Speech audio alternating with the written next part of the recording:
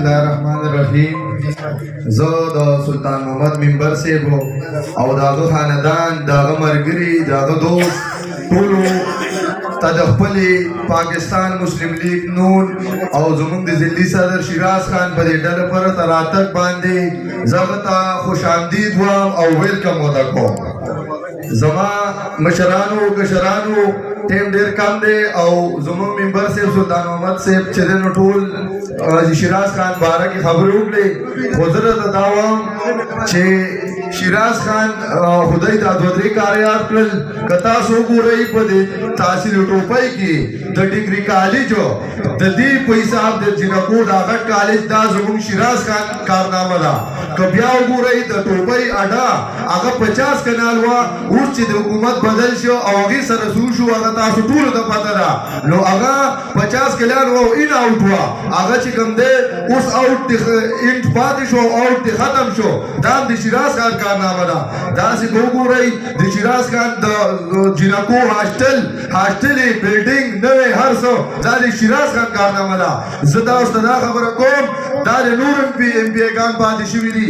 که د شیراز خان او د هغې مقابله وشي نو زه وایم د شیراز خان 10% کارونو ته به انشاءالله ونه رسي. ټیم مختصر دی، زه داسې ام پی نه وینم چې کله شیراز خان ټیم ختم شو نو شیراز خان خپله لړ او نیب کې درخواست ورکړه چې راشئ او زما موازنه وکړئ. چې نیب والا نه راځي هغه شیراز خان نه ځي مواد. زه داسې ام پی نه وینم او انشاءالله دا ګولډن چانس الله راکړی دی. دې ځل به په غټ لیډ پاس کوو نو انشاءالله تاسو به وینئ چې دا ضلع صحابه بللی انشاءالله بدلی. موږ سره داسې ام پی ګان نشته چې هغه انډر پلی کوي او راشي الیکشن نادو کې انډر پلی وکړي. نو ورورانو تاسو ماته ووایئ چې یو ام پی انډر پلی وکړي او بیا وګټي نو دا پیسې به کوم ځای نه راځي. زما او ستا وینه ده دا به دې خلکو له واپس ورکوي. نو شکر الحمدلله که ضلع صحابه کې زموږ د پارټۍ کم کاندیډیټ وي او هغه کمزوری نو بیا تاسو ماته ووایئ موازنه وکړئ. تاسو وکیلان یئ، تاسو ججان یئ، خپله سوچ وکړئ. که دی کمزوري نور کاندیډیټان زموږ کمزوري نو وټ والا مو ورکو. هغه انډر پلو والا نه ځان وساتئ. اوس به انډر پلین کوئ، هر څه به کوئ، الیکشن کې به راوځي.